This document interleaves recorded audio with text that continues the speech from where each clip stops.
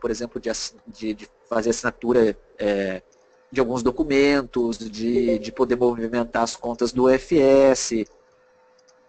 Então, isso que nos trazia algumas questões que sempre nos traziam alguma preocupação e que nos colocavam, às vezes, em algumas situações de insegurança jurídica. E a gente precisava corrigir esses erros. E com essa proposta, que está sendo apresentada para vocês, foi enviada já desde o dia 14 de setembro, para todos os comitês, essa proposta ela vem a suprir todas essas necessidades que eu levantei para vocês.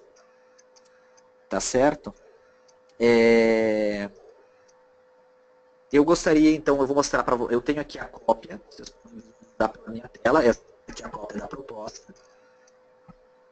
Eu gostaria de abrir um espaço para vocês, se vocês já têm alguma questão que vocês gostariam de trazer da leitura, se vocês já fizeram essa leitura prévia do Estatuto, se vocês já têm alguma questão que vocês gostariam de trazer.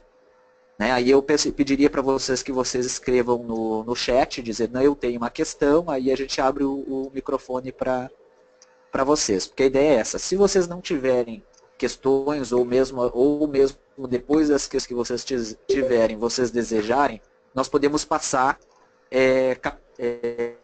capítulo por capítulo ali do Estatuto, para que a gente possa verificar se vocês têm alguma, aí eu explico mais ou menos o que se trata, aquele capítulo, e aí vocês poderiam trazer alguma dúvida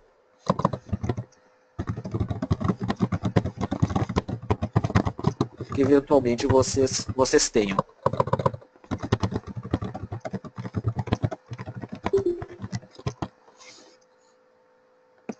Não faz nenhuma mudança profunda em relação à estrutura, em relação àquilo que nós já fazíamos. Como eu disse, ela realmente ela tenta resolver esses problemas que nós tínhamos, mas ela tenta fazer, as únicas mudanças que nós tivemos são no sentido de tentar deixar com que o FS fique cada vez mais democrático por via de votos. Então, muitas das indicações que nós tínhamos que faziam parte da formação das instâncias, elas passariam a ser quase que integralmente através de voto direto do Conselho Nacional.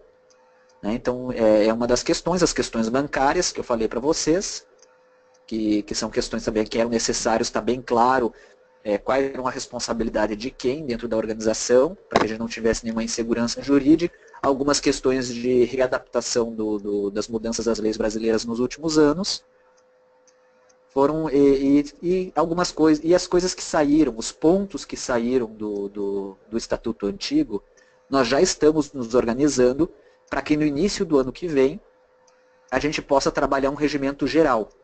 Então, nesse regimento geral, aí sim, ele vai ser muito mais detalhado, ele vai ser muito mais aprofundado, e eu até acredito que vai ser a oportunidade que toda a organização vai ter, para que a gente possa debater e discutir, quem sabe até rever algumas questões de estrutura da organização, para que vocês possam fazer trazer algumas sugestões até de mudança, se assim vocês desejarem, na forma como nós trabalhamos. Porque a ideia é que todas as minúcias, tudo aquilo que não está detalhado no Estatuto, para que o Estatuto seja assim, um documento mais direto e que não seja tão minucioso naquilo que ele não precisa ser, tudo que passaria dessas questões, elas vão passar para um regimento geral, muito mais detalhista e muito mais minucioso. E vai ser a grande oportunidade da organização, quem sabe até rever um pouco da sua própria estrutura e buscar uma maior eficiência, buscar uma maior participação e um trabalho com mais interação e mais para todo mundo. Mas isso vai ser um passo que nós vamos começar a trabalhar no início do ano que vem com vocês. Nossa expectativa é que a gente consiga até a Convenção Nacional já ter uma proposta para apresentar a vocês disso. Mas evidentemente que vai ter toda a participação nas CRs, então é toda uma estrutura, um processo que nós vamos construir até o início do ano com vocês e todos ficarão sabendo.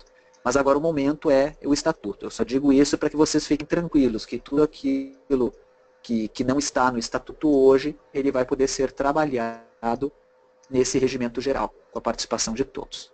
Está certo?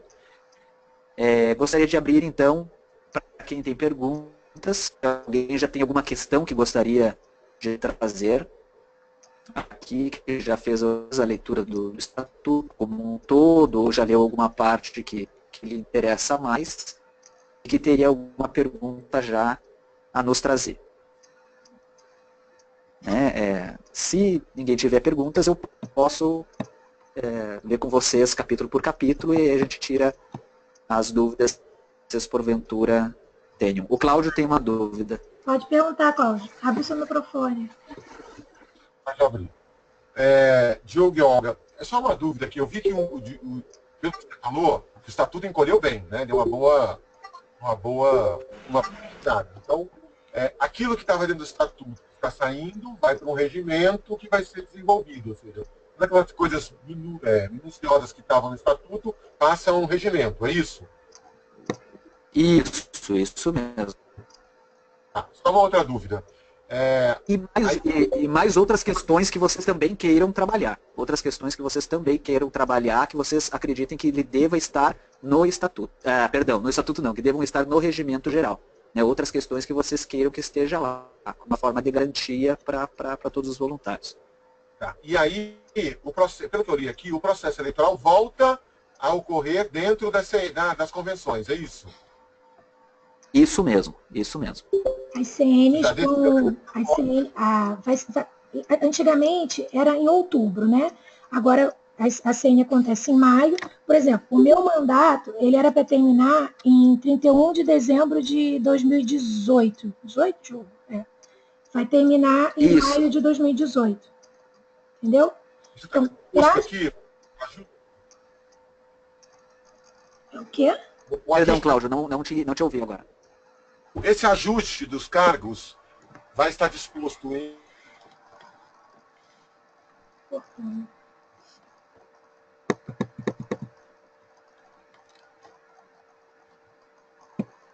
O que acontecia? Nós tivemos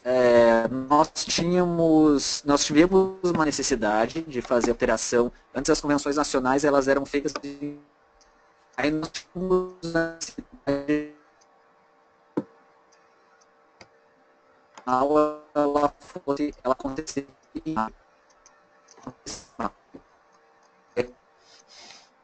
o que aconteceu? Nós precisávamos de um período de adaptação.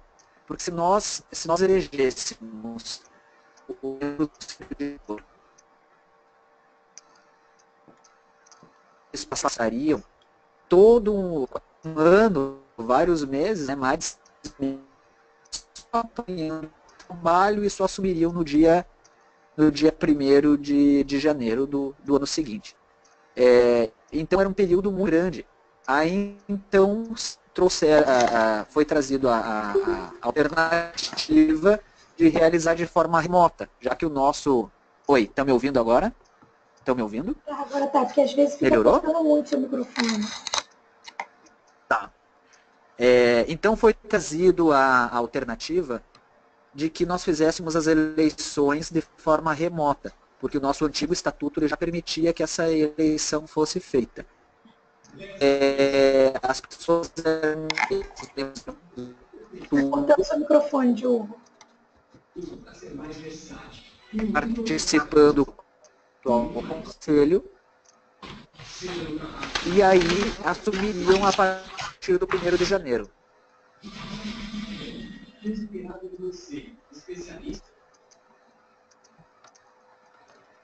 Então, assumiu do 1º de janeiro. A internet está cortando.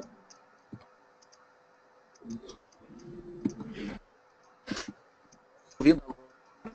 Eu acho que a sua conexão está cortando.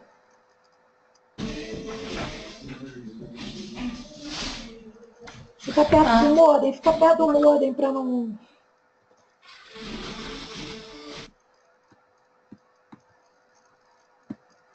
Pode Oi, falar. então agora melhorou? Vamos ver, porque às vezes ela corta.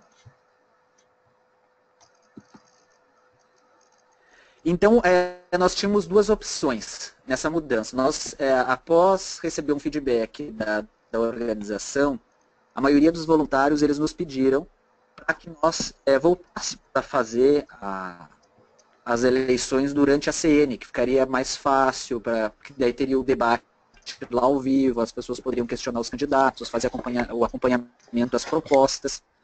Então, nós tomamos essa decisão, não, então vamos retornar à Convenção Nacional. Né? Aí, nós tínhamos duas opções. Ou nós faríamos teria um alongamento do meu mandato, né? Ou ao invés dele terminar dia 31 de janeiro, 31 de dezembro deste ano, ele iria até maio para acontecer as eleições, né? Ou nós faríamos esse encurtamento dos mandatos de todos os outros, né? Para que a gente pudesse fechar novamente as eleições em maio. De outra forma, a gente não conseguiria fazer. Aí uma das coisas até que eu falei, que eu não gostaria de me utilizar desse recurso, porque aí nós não teríamos eleição esse ano. E eu achava que não era justo nós não termos eleição esse ano, né? Para que a gente continuasse tendo todos os anos ter uma eleição. Então eu não achava justo que esse ano a gente não tivesse eleição e que o meu mandato fosse estendido até maio. Então todas as conselheiras aceitaram, né, que nós então mantivéssemos o meu mandato até dia 31 de dezembro e que já em maio fosse feita eleições. Né? No caso, agora, as próximas que aí nós não sabemos se vão tentar a reeleição ainda ou não, mas as próximas conselheiras que participariam de eleições seria a Fátima e a Tite. Mas nós preferimos fazer dessa forma, né, mudar o sistema e aceitar essas eleições em maio, encurtar o mandato, do que prorrogar o meu, e aí, se a gente prorrogasse o meu, nós não teríamos eleição esse ano. E aí nós achamos que não seria mais benéfico para a organização pular a eleição desse ano.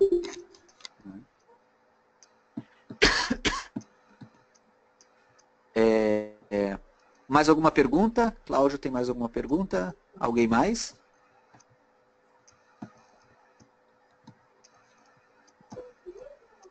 Obrigado, Cláudio.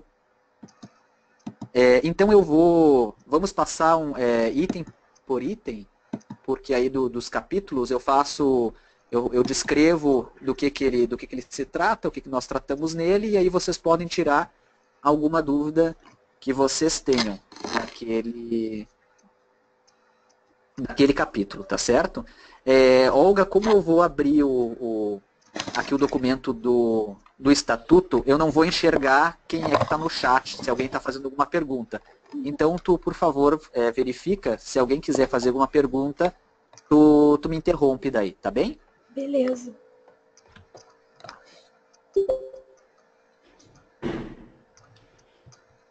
Bem, pessoal, então essa é a proposta do Estatuto FS Intercultura Brasil, que vai à votação agora neste sábado, logo após o debate dos nossos candidatos ao Conselho Diretor. Então, no capítulo 1, ele fala da nossa organização, né, fala dos nossos objetivos, dos nossos valores, da nossa missão, aquilo que nós existimos, né,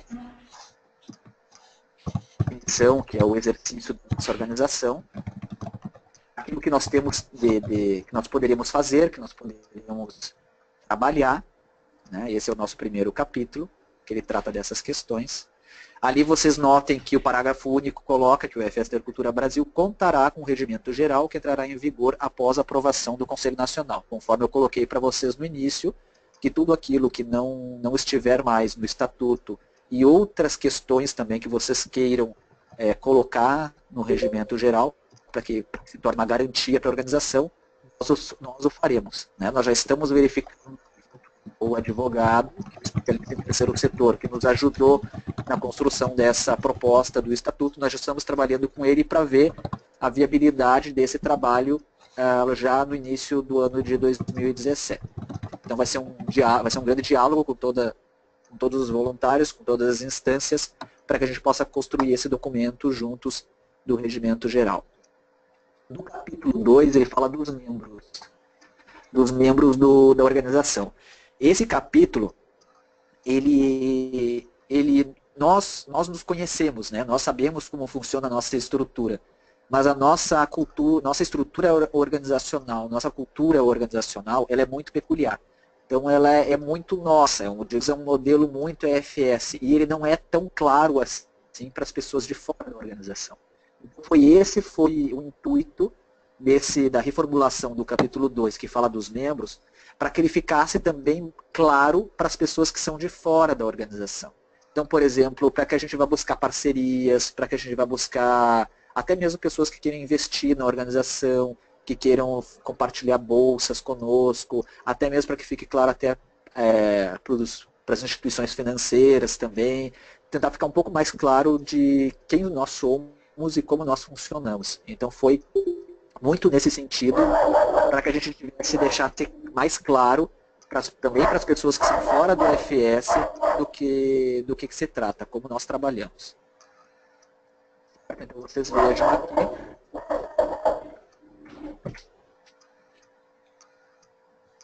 Então nós temos aqui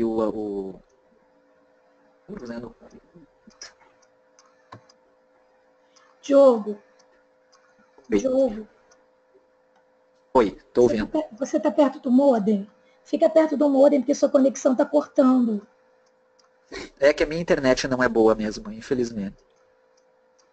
Mas se você ficar perto do modem... Oscilado muito mesmo.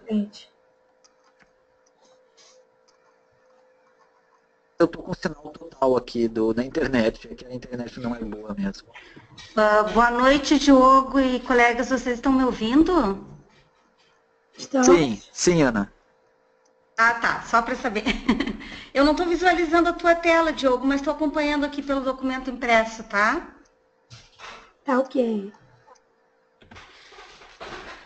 Olga, a minha tela está aparecendo para ti? Tá, para mim tá.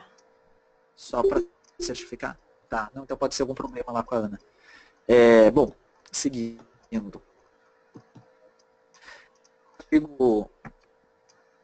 No artigo 5º, vocês vejam que são os deveres dos membros do FSP Cultura Brasil, ainda trabalhando a respeito dos membros, né? Então ele descreve também limitações.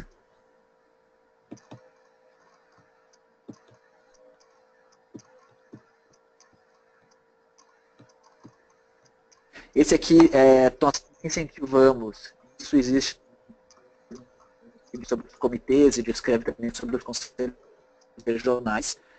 Todos os comitês e todos os conselhos regionais, eles têm direito para poder escrever melhor as próprias... Oi, tá ouvindo agora? Repete porque cortou tudo. Tá, oi, agora estão ouvindo? Pode ir, vai. Estão ouvindo? Eu estava dizendo que ele coloca também, ele dá direito aos comitês e aos conselhos regionais criar regimentos internos, para escrever melhor os seus processos, organizar algumas questões que para suas regiões e para seus países são importantes, uma forma de organização. Né? Então ele dá esse direito também de construção e desenvolvimento, mas é uma possibilidade, não é uma obrigação, não é um dever. Né? É uma possibilidade que dá para aqueles comitês e para aquelas regiões que quiserem construir algo nesse sentido, quiserem desenvolver algo nesse sentido no regimento interno. Aqui dos órgãos da administração, da organização, no capítulo 3, também naquele sentido, para que a gente pudesse organizar, tentar também nos organizar naquele sentido que eu estava comentando no início, da forma até de quem não está no EFS que possa tentar entender a nossa estrutura. Né? Então ele coloca, por exemplo, os órgãos administrativos, é o Conselho Nacional, que são todos os presidentes do EFS Intercultura Brasil é o Conselho Diretor, que são os membros eleitos, é o Conselho Fiscal e a Diretoria Nacional de Operações, que são todos os diretores regionais das 10 regiões do FS Brasil e substituídos pelos diretores administrativos na sua impossibilidade de exercer a sua função. Certo?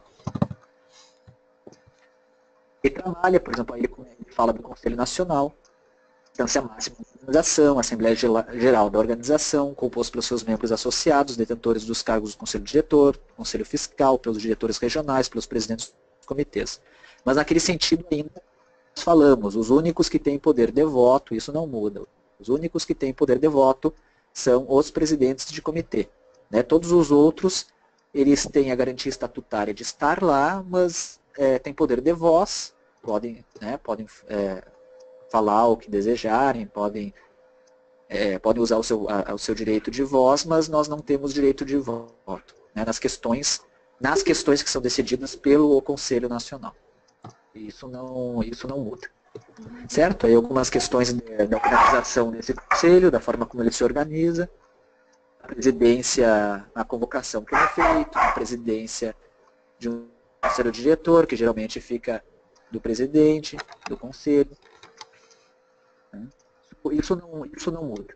Né? As questões dos quórums, das aprovações, isso manteve o mesmo espírito, a ideia que já continha no estatuto antigo, que é ainda o estatuto atual. Aí o conselho diretor, aí também descreve a formação, as suas responsabilidades, né, suas obrigações.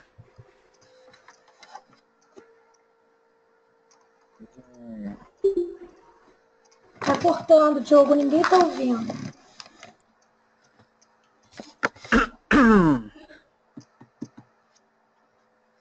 Oi, agora estão ouvindo?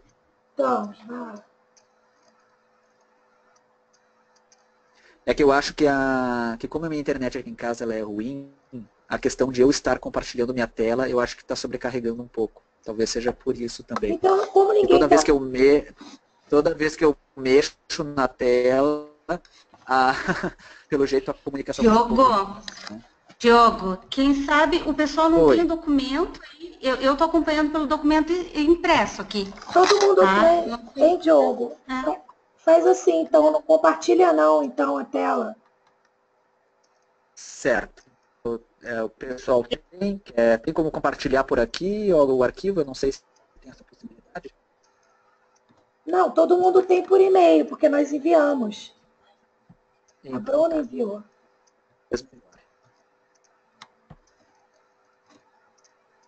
Pronto, já tirei. Tá melhor? Tá todo mundo ouvindo melhor? Vamos ver, tomara. Vamos lá, vamos seguir. Certo, seguimos. Ali, deixa eu ver o próximo. Aí é o artigo 14, ele comenta ainda sobre a competência do presidente do Conselho Diretor, sobre as obrigações que o presidente tem. Né? O título 3º, o artigo 16, ele fala do Conselho Fiscal, também fala da formação do Conselho Fiscal, das atribuições que tem também, né, as obrigações dos direitos que tem. O artigo 18, ele começa a falar da Diretoria Nacional de Operações, né, a formação, ele coloca que agrega todos os diretores regionais de operações Diogo, e o diretor nacional. Uma pergunta? Diogo, posso fazer uma pergunta? Pode. Tá. Assim, voltando ali um pouquinho, desculpa, nessa parte do Conselho Diretor, tem ali, depois do parágrafo 3º, no parágrafo 4º, tá? Diz que o membro do Conselho Diretor que se ausentar por mais de 2 meses poderá ser substituído, enfim, mas isso aí é uma coisa assim, e se houver uma justificativa? Se a pessoa estiver doente, se tiver alguma justificativa para esse afastamento, de qualquer forma, vai ser substituído? Não, em princípio, desse parágrafo era, porque assim, tem as duas situações. Pelo parágrafo da forma que ele está, se um membro do conselho se ausentar por 2 meses, ele vai ser substituído. Né? Na verdade, ele diz, poderá ser substituído. Por quê? Ele não coloca aqui a situação da doença, ele não bota esse impeditivo pelo quê? Não ele não quer caracterizar uma má conduta desse membro, não é esse o motivo, né? Por exemplo, o membro foi eleito, aí assume e não tem responsabilidade com a organização. Não é nesse sentido, mas é no sentido de que no conselho diretor nós temos só 5 membros. Então a gente já trabalha com poucos membros. Então, no momento em que um se ausentar por mais 2 meses, nós vamos estar trabalhando só com 4 membros. Então, às vezes, isso gera uma sobrecarga. Então, por mais que seja uma boa-fé, né, por mais que seja realmente o membro eleito do conselho diretor tem que se afastar por uma questão de doença ou por outra questão que seja uma questão de boa-fé, ele não está fazendo isso porque quer ou não está fazendo isso por responsabilidade, por mais que ele que não seja culpa dele, ele está fazendo falta no conselho diretor, está fazendo falta esse membro. Então, por isso que ele coloca, poderá. Então, ele vai ser avaliado, né, vai ser avaliado com os membros do conselho, ou até mesmo membros do Conselho Nacional, se assim, né, trouxerem a questão, vai ser avaliado a substituição dele ou não. Se porventura os membros do conselho disserem, não, esses 2 meses que ele está afastado por questão de doença, por outra questão, se nesses 2 meses ele está afastado e é um período que nós estamos conseguindo nos organizar, estamos conseguindo dar conta do trabalho com 4 membros somente, tudo bem. Né? Mas se principalmente no momento que a gente precise, aí a substituição aconteceria. Sim, né? Aí a substituição aconteceria. O Cláudio escreveu... agora eu lendo novamente aqui, tenho por mais de 2 meses e o poderá, né? Tá certo, Diogo, entendo, tá certo. Obrigada. O Cláudio escreveu aqui, Diogo, pelo que me lembro, isso vem de histórico anterior, de problemas que tivemos. O importante é que está escrito poderá e não deverá. Exatamente. Eu não tinha me atentado ao termo específico, Olga. Agora, realmente, concordo que não fica algo assim tão impositivo, mas abre a perspectiva de avaliação pelo grupo, né? Eu entendi agora, Diogo. Obrigada. Ótimo, brigadão. Pelo menos nesses últimos anos a gente não tem tido, né, graças a Deus a gente não tem tido esse problema, tanto por todos os membros têm participado bastante ativamente e graças a Deus que também não teve nenhum problema de saúde ou qualquer outro tenha atormentado alguns dos membros que tenha obrigado ele se afastar por tanto tempo. Então, mas é uma garantia, né? É uma garantia que ela precisa existir no estatuto. Continuando, então, aí para ver se mais uma pergunta. Está falhando, Diogo. Está ouvindo agora? Está ouvindo? Pronto. Está ouvindo melhor. Tá. Nós estamos falando, então, do artigo 18 da Diretoria Nacional de Eleições. E nós vamos para o artigo 20 do capítulo 4º, que ele fala do Conselho de Ética. Então, aí a mudança que tem de nomenclatura, hoje no estatuto atual ele fala de comissão de ética, e aí ele passaria a ser o Conselho de Ética, né? Porque afinal ele tem essa autonomia de trabalho, ele é uma instância autônoma dentro da estrutura do AFS, então por isso que é melhor que o nome dele seja Conselho de Ética ao invés de Comissão de Ética. Essa foi uma mudança, e a mudança também havia a eleição, né, que todos os membros, a partir do ano que vem, eles serão membros eleitos, né, e não mais membros indicados. O que acontecia com essa questão da indicação? A questão da indicação, ela poderia, na nossa avaliação, quando o grupo começou a trabalhar essas questões desde o ano passado, e agora essa revisão que foi feita com a ajuda desses voluntários também, na revisão, também era analisada a questão de que sempre que tu tem indicados dentro do Conselho de Ética, tu já abre tu tem muito mais chances de as pessoas se colocarem impedidas. Porque sendo elas indicadas de outras instâncias da organização, elas sempre vai ter uma questão, quando houver uma questão de conflito ou uma questão de avaliação de comportamento ético no trato do voluntário, ele vai envolver alguma instância da organização, né? Seja ela presidente, seja ela membros de outras instâncias.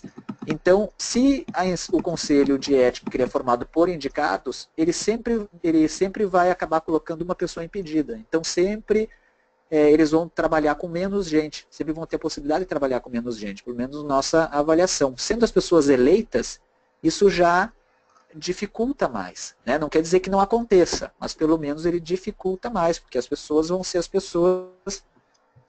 as mais variadas voluntários da organização, não necessariamente pertencentes a outras instâncias, que seriam eleitas para compor esse conselho. No nosso entender, manteria mais distanciamento, manteria mais isenção para trabalhar as questões. Envolvesse. Tá, Diogo, eu posso fazer uma pergunta? Peraí, só um minutinho, Ana. Peraí, só um minutinho que o Rodrigo está na frente.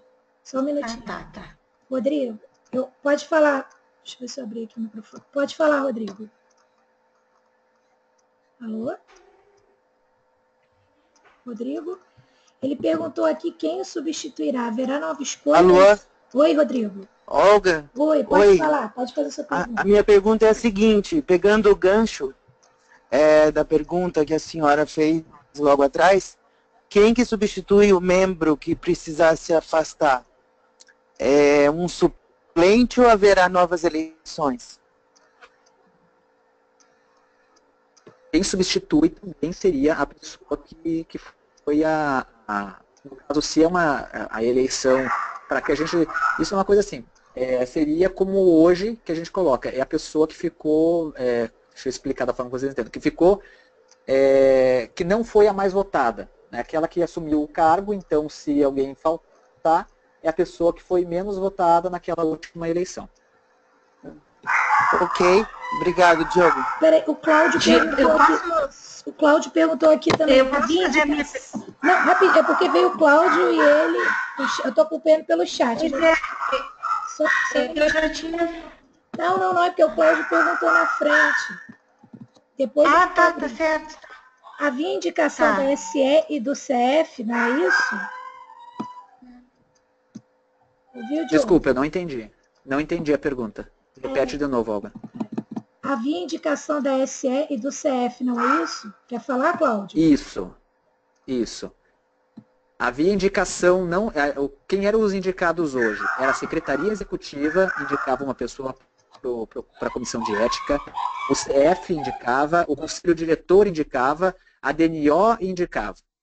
Então, imaginem todas essas instâncias representadas dentro da Comissão de Ética. Se houvesse alguma situação de ética que envolvesse alguma dessas instâncias, a pessoa que dessa instância na comissão ela já tinha que se colocar impedida. Então eles já ficavam com menos pessoas para poder trabalhar. Né? Então é isso que a gente via, que acabava sempre botando pessoas, as pessoas sempre alguém acabava tendo que se colocar impedido quando envolvia essas instâncias, porque são muitas instâncias, né, indicando. E então pela avaliação será melhor que as pessoas sejam eleitas. Isso dá o poder do voto, valoriza a escolha democrática, ou seja, o Conselho Nacional escolheria e tentaria evitar também a possibilidade de que as pessoas estivessem tendo que se colocar impedidas porque teria sido indicada pelaquele conselho que a pessoa que poderia estar envolvida daquele conselho. Posso... Tá bom. Gente, olha só. Em primeiro lugar, eu achei perfeita essa alteração, porque além de haver esse problema na indicação das indicações, como tu colocaste, do impedimento, né, de algumas pessoas, eu acredito que sendo todos os membros do Conselho eleitos, isso dá maior legitimidade para o Conselho de Ética, né? Porque senão o que acontecia é que a gente tinha, como tem atualmente, pessoas que estão representando instâncias de poder, né? Então, no momento que está representando uma instância de poder, perde essa característica de neutralidade, vamos dizer, né? Que eu acho que é o que deve predominar no Conselho de Ética. No momento que eu tenho um membro do Conselho Diretor, um DR, sendo indicado, acaba que essa pessoa se perde a neutralidade, né?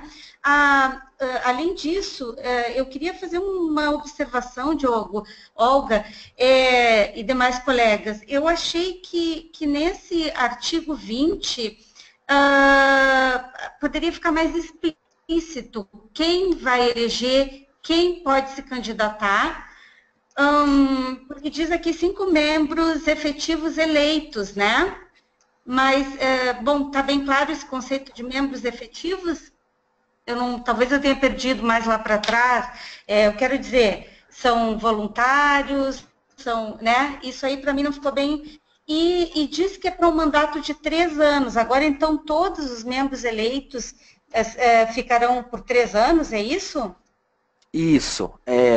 Lá atrás, quando ele fala dos membros, ele fala quem são os membros efetivos. Né? Os membros efetivos são aqueles que têm todo o termo de adesão, assinado, o termo de compromisso, né? A pessoa que está ativa, que está regular, está tudo certinho, a Secretaria Executiva, junto ao FS Brasil, pessoa. Então, qualquer voluntário que esteja com tudo regular, ativo, ele pode se candidatar. Como é, por exemplo, para o próprio Conselho Diretor, que é da mesma forma. A gente não tem outras restrições para quem queira se candidatar a esses conselhos. No final, se eu não me engano, é o último parágrafo da proposta, ele estabelece essa transição. Então, por exemplo, já quando vocês, que Ana Maria, né, que está falando conosco, ela é um dos membros eleitos da atual Comissão de Ética, então quando vocês foram eleitos, eles já previram essa transição. Então, na época, vocês foram eleitos, a Bebel foi eleita por 3 anos, né? A Ana, que está falando conosco, foi eleita por 2.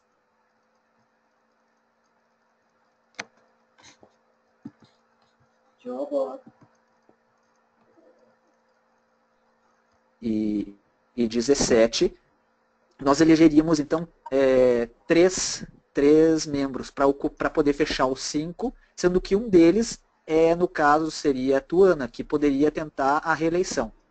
Né? Esse ano nós vamos ter eleição também para a Comissão de Ética. Eu sei que o Jansen, que é membro atual, ele é candidato, né, junto com a Márcia, que também é candidata. Então, ele se elegendo agora, isso já estava no Estatuto atual, já estava no Estatuto antigo. Ele se elegendo agora, ele já se elege por 3 anos. Então, ele vai ter mandato de 3 anos. A única que ainda não teria mandato de 3 anos seria a Bebel, que é o mandato de... Não, ela também, né? Ela já tem mandato de 3 anos, exatamente. E aí, então, a gente fecharia essa questão.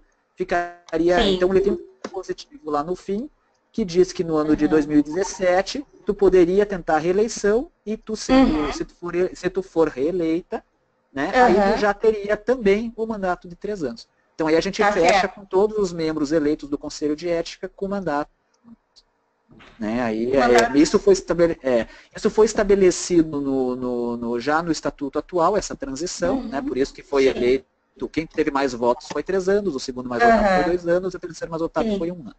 Mas agora a gente consegue fechar essa questão. Então, quem for eleito a partir desse ano, já é para mandato de 3 anos. Né? Esse ano que vem e assim por sequência. E aí, Diogo, eu tenho uma pergunta, uma observação em relação ao parágrafo único, que vem logo depois do artigo 20, e me desculpem se eu que talvez não tenha interpretado bem, mas talvez tenha passado, né? Que diz aqui no parágrafo 1º, o mais votado dentre os não eleitos, na eleição dos membros do Conselho Nacional, será suplente e será convocado em caso de impedimento de um dos membros eleitos. Isso, é aquilo que eu tinha explicado agora há pouco, que aquele, por exemplo, nós temos dois candidatos, né, para a eleição desse ano. Que já é dessa forma no estatuto atual, né? Se o candidato que se eleger, ele não conseguir exercer suas funções, ou também ele tiver um impedimento por mais de 2 meses, o outro que não foi o que teve o mais votado dentre os não eleitos, por isso que ele diz o mais votado dos não eleitos, ele assumiria a vaga daquele que foi eleito, né? Ou seja, aquele que teve mais votos foi eleito. Do mais votado dos não eleitos é que nós só temos 2 candidatos agora, né? Mas digamos que a gente tivesse 4. Digamos que a gente tivesse 4 candidatos. O mais votado, ele é eleito, né? Se esse mais eleito não tem possibilidade de exercer, ou fica mais de 2 meses sem poder exercer, o mais votado dos não eleitos, ou seja, de todos os outros, né? Ele assume a vaga daquele que tinha sido eleito. Tá certo. Não, sabe qual foi a leitura que eu fiz, Diogo? Olha só como a gente tem que realmente conversar, né? A minha primeira leitura foi assim, como assim não eleitos, se todos vão ser eleitos agora, tu entendeste? Exatamente. Agora ficou claro para mim, dentre o mais votado, dentre os não eleitos, não que não vão ser todos eleitos, mas não, os que não... Todos os membros serão eleitos. Esse mais votado dos não eleitos é só para substituir aquele que foi eleito e que não pode mais exercer a função. Tá certo, ficou claro. Agora eu entendi. Tá bom. Obrigada, Diogo. De nada. Pronto, Olga, mais alguma pergunta ou posso prosseguir? Pode prosseguir. Então, vamos ver aqui. Estamos falando das diretorias regionais de operações, artigo 22. Ele escreve também o que são as diretorias regionais de operações, descreve sobre também os seus deveres e seus direitos e deveres perante a organização, né? Nos artigos que se seguem. Aí, no artigo 26, ele já vai trabalhar o capítulo 6º, que fala dos conselhos regionais. Conselhos regionais são todos os comitês da região, né, reunidos em a diretoria regional, só que naquele mesma situação que sempre foi, de que todos os comitês têm direito de voto, né, todos têm direito a voz, mas somente os presidentes de comitês têm direito a voto nas questões que forem ser votadas e forem ser decididas pelo Conselho Regional. E coloca a situação que nós falei no início, que todos os podem instituir regimentos internos que possam trabalhar, isso no artigo 28, que possam trabalhar melhor as questões regionais. Mas isso é uma possibilidade, não quer dizer que todos serão obrigados a fazer, só aqueles conselhos regionais que acharem necessidade de fazê-lo. Nós passamos para o artigo 29, aí já fala dos comitês locais, das representações locais. Aí também descreve seus deveres. A nossa base, né, a base de tudo, de toda a organização. Né, coloca também dos regimentos internos que os comitês também podem criar, se desejarem. Escreve a aprovação desses regimentos, como deve ser feita. Escreve do funcionamento, né, o que ele pode fazer, o que não pode fazer. No artigo 33, aí nós já falamos da Secretaria Executiva. Então também descreve o que a Secretaria Executiva tem a obrigação de fazer, também seus direitos e deveres. A diretora nacional, que hoje é a Andresa, né, que todos vocês conheçam, que é a chefe do escritório, então ele delimita essas funções também estatutárias e também coloca, por exemplo, das políticas. Né? O CD ele tem várias políticas e muitas delas são limitações executivas, então eles trabalham também essas limitações da diretora nacional dentro da Secretaria Executiva. Também são outras questões, talvez que no ano que vem vocês desejem considerar algumas questões que são trabalhadas em políticas do Conselho Diretor que vocês queiram colocar num próximo regimento geral. Também é uma possibilidade. Porque o regimento geral, ele fica dá uma garantia mais explícita para todos, né? Porque a gente sabe que as políticas do CD acabam muitas vezes sendo bastante extensas e às vezes de leitura mais difícil do que um documento único. Aí no artigo 36 fala do patrimônio, que são as garantias, né? Por exemplo, o patrimônio não pertence a ninguém dispõe desses patrimônios. Ele coloca a questão de como é que se daria, como é que seria feito no caso de uma extinção, no caso que o FS Intercultura Brasil fosse extinto, não existisse mais, mas isso são coisas que já existiam também no Estatuto Antigo. São questões mais burocráticas e de previsibilidade legal, porque evidentemente que nós queremos exatamente o contrário, né? Queremos uma organização cada vez mais crescente, mais pujante, então, mas é uma garantia legal que a gente precisa colocar para estabelecer. No artigo 39 ele fala das fontes de recurso também. Algumas questões que foram colocadas aqui é que ficasse mais explícito também, por exemplo, a possibilidade das doações, legados, heranças, direitos, que as pessoas queiram deixar em nome do FS, em nome da organização. Ele também diz sobre os bens da organização, mas sempre assegurando, né, assegurando que ninguém vai se locupletar, ou ninguém vai cometer nada ilícito que possa prejudicar os bens da organização, que são bens de todos, né, e não de ninguém em específico. E no artigo 40 ele começa com as disposições finais, também que são questões que a gente precisa que existam, né, algumas questões que ele coloca também, sobre o Conselho Nacional, algumas outras coisas que ele coloca, de organização e de limitação de algumas atividades. E no artigo 46, é aquilo que eu tinha colocado para vocês, como ele descreve como acontece essa questão da adaptação dos membros do Conselho de Ética para todos os eleitos. É aquilo que eu tinha colocado porque eu tinha falado para vocês lá no início. E se encerra a proposta do Estatuto. Mas alguém teria alguma dúvida, pessoal?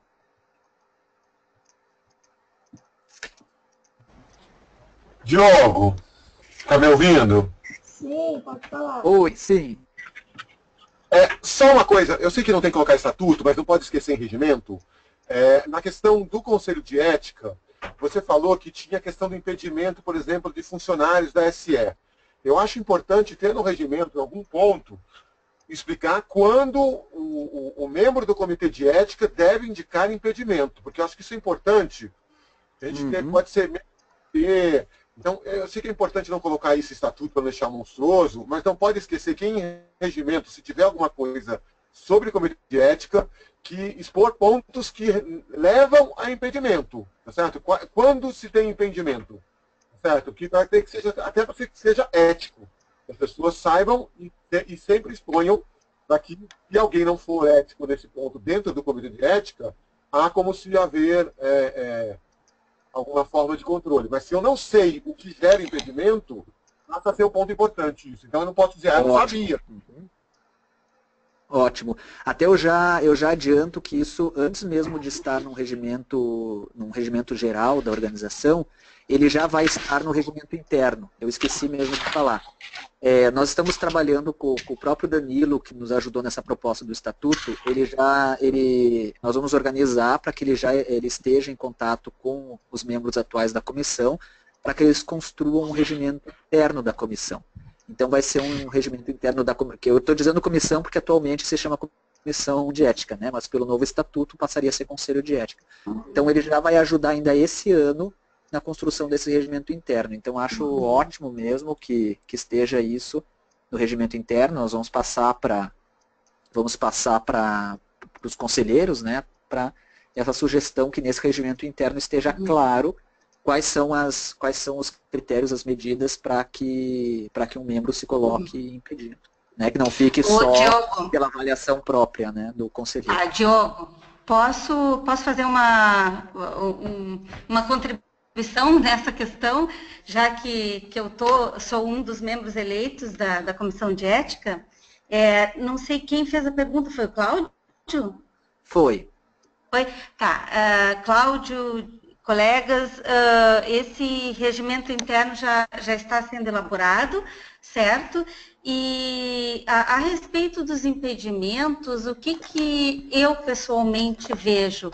Que por mais que se faça um regimento prevendo algumas situações, nós nunca vamos conseguir prever todas as situações possíveis, né? O que garante, de certa forma, que, a princípio, a própria pessoa, ela tem que ter a consciência e se dar como impedida, né? Digamos que eu tenha um caso, eu como membro eleito do Conselho, da Comissão de Ética, eu tenho um caso que envolve o meu nome, a minha pessoa, eu automaticamente vou me dar como impedida. Se eu tenho proximidade, sou mais próxima de alguém que está sendo avaliado, que está sendo, não vou usar o termo julgado, porque não é papel da Comissão de Ética julgar ninguém, né? Mas, enfim, eu deveria, né, ter essa consciência. Mas, se um dos membros não tiver esse discernimento, nós somos 5. Então, os outros, com certeza, e isso a gente já discutiu na nossa reunião presencial, porque nós já tivemos várias online, mas tivemos uma presencial um dia antes da CN, e isso já foi bastante discutido e todos os membros têm clareza dessa questão e da sua obrigação de se darem como impedido. E no momento de um dos membros não ter esse discernimento, os outros, com certeza, colocarão isso com clareza.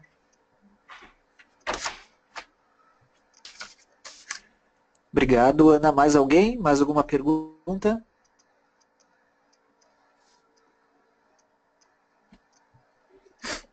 Mais alguma pergunta, pessoal?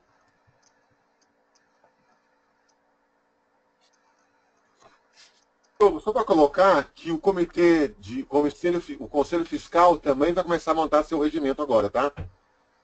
Ótimo. Muito bom.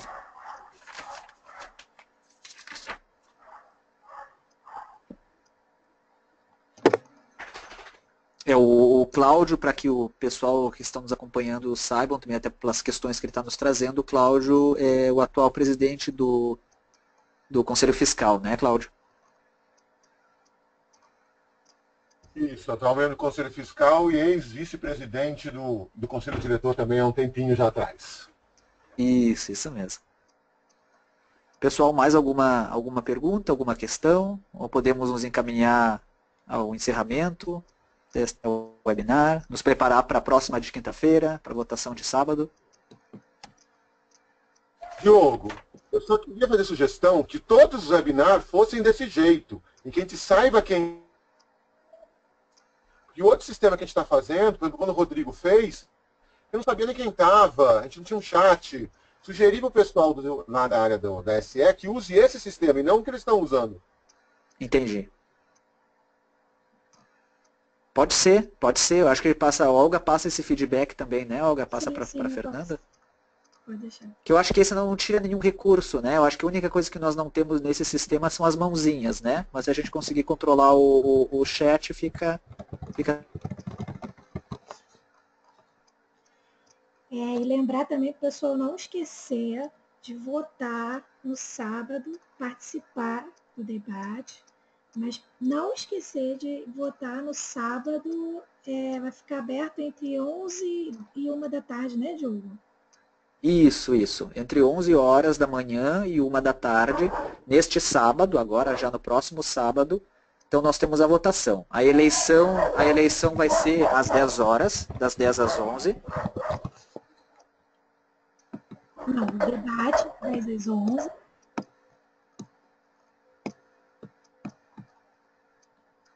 E vai seguir a eleição, aí vai ser estatuto. Das 11.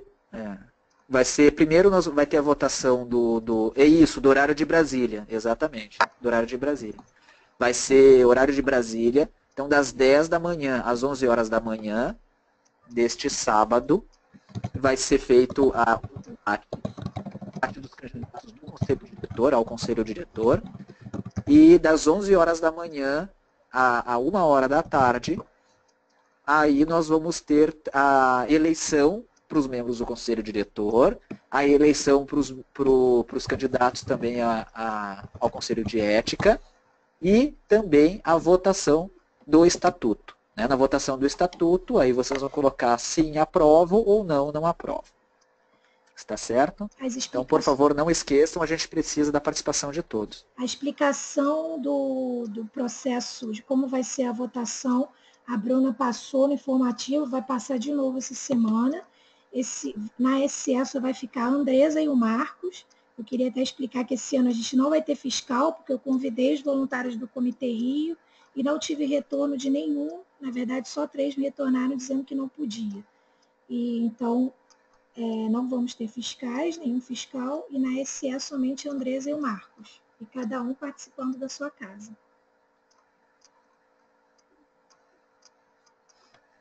Tá certo, pessoal? Então, eu queria agradecer a todos novamente. Acho que eu fiquei muito feliz com o nosso encontro de hoje, porque teve uma participação muito boa de vocês, muitas questões importantes. Acho que para deixar bem mais claro o nosso funcionamento, e a proposta e a natureza da proposta que a gente tem para vocês. Então, quero mesmo agradecer a participação de todos e dizer que nós estamos à disposição. Estamos à disposição de vocês, através de e-mail, através de WhatsApp, através de Facebook, qualquer coisa que vocês, da forma que vocês desejarem entrar em contato. Muitas pessoas durante a semana também já tinham me mandado algumas questões, perguntando para algumas questões que para elas não tinham ficado tão claras. Então, por favor, se vocês desejarem trazer mais alguma questão ou alguém que converse com vocês, alguma dúvida, peçam para entrar em contato conosco. Tá certo? Vocês nos encontram com uma grande facilidade.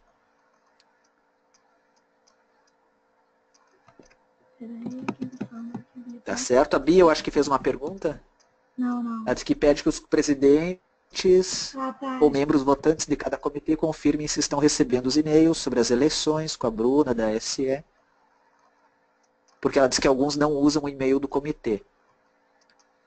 Então a gente precisa saber se todos estão tendo acesso a esse link, para que não seja falta de comunicação impeditivo para que vocês participem no sábado do debate ou pelo menos da votação. Às 11 horas do debate às 10 da manhã de sábado e a votação a partir das 11 horas da manhã até 1 da tarde. Bia, é até bom colocar essa pergunta lá no grupo Eleições.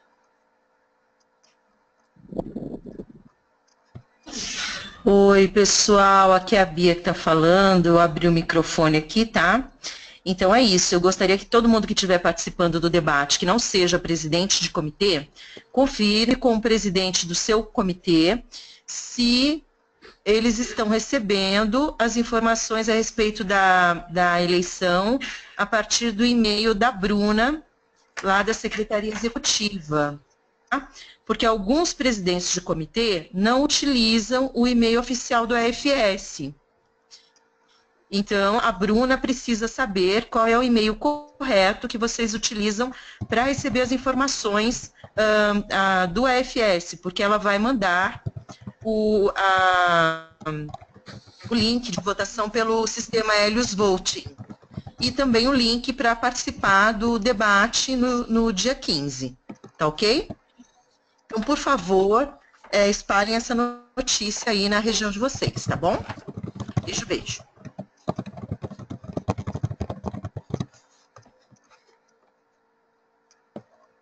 Então, muito obrigado, pessoal. Acho que vamos encerrando, então. Conseguimos vencer a nossa hora em um pouquinho, de encontro, e estamos à disposição de todos. Tá bem? Muito obrigado e até a próxima. Muito obrigado, Olga, Bia, Tite. Boa noite, também do Conselho pessoal. Diretor, que estão aqui também nos ajudando. Muito obrigado a todos e até quinta-feira ou até sábado, quando nós estaremos juntos no debate. Sim, sim. Até lá, pessoal.